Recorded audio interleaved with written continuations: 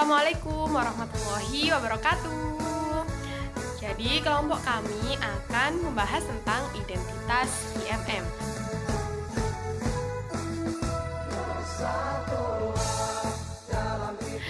Identitas IMM itu ada 4, teman-teman. Yang pertama, saya akan membahas yang pertama. Yang pertama yakni IMM adalah organisasi yang bergerak dalam bidang keagamaan, kemasyarakatan, dan kemahasiswaan dalam rangka mencapai tujuan IMM. Di sini tujuan IMM juga yakni mengusahakan terbentuknya akademisi Islam dan yang berakhlak mulia dalam rangka mencapai tujuan Muhammadiyah.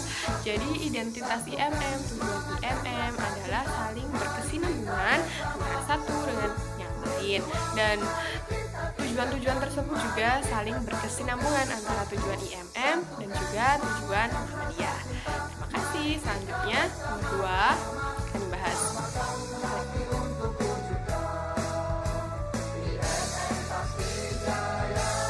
Dalam gerak perjuangan di dalam bidang keagamaan, kemasyarakatan, dan kemahasiswaan, Ikatan Mahasiswa Muhammadiyah meletakkan beberapa falsafah dasar adalah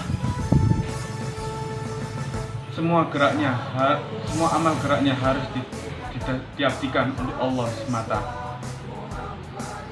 Keikhlasan harus menjadi landasan gerakannya. Ridha Allah harus menjadi goyah terakhirnya, karena tanpa ridha Allah kita tidak bisa mencapainya.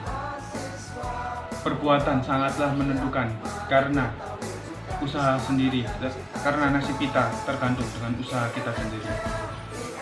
Falsafah al-ghayatu yabiru al-wasilah harus disingkirkan jauh-jauh karena tidak sesuai dengan ajaran Islam. Orang pada dasarnya mati jika tidak berilmu. Orang berilmu akan bingung kecuali yang beriman. Orang yang beriman akan rugi kecuali yang beramal soleh. Orang yang beramal soleh akan kecewa kecuali yang ikhlas.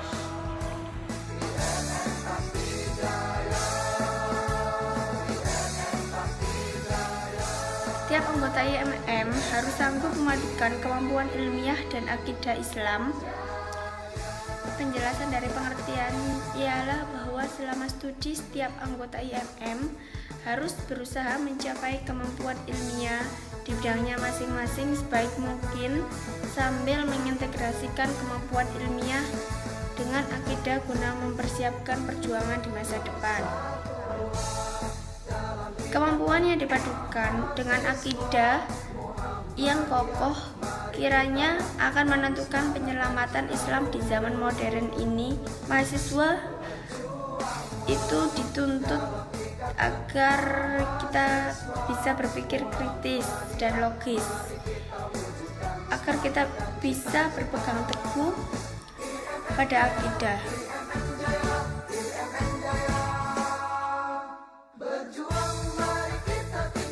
Apabila identitas yang pertama tadi membahas tentang organisasi, yang kedua membahas tentang gerakan, dan yang ketiga membahas tentang keilmuan, maka yang keempat ini membahas tentang hubungan vertikal antara manusia dan Tuhan, di mana setiap kader IMM harus tertib dalam beribadah.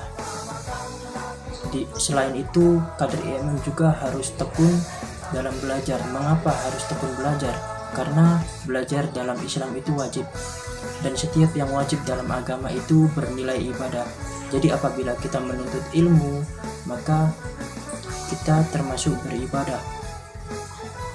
Dan di samping menuntut ilmu, kita harus menetralisir niat kita. Kita harus meniatkan semua itu hanya kepada Allah dalam rangka meningkatkan ketakwaan dan pengabdian kita sebagai makhluknya.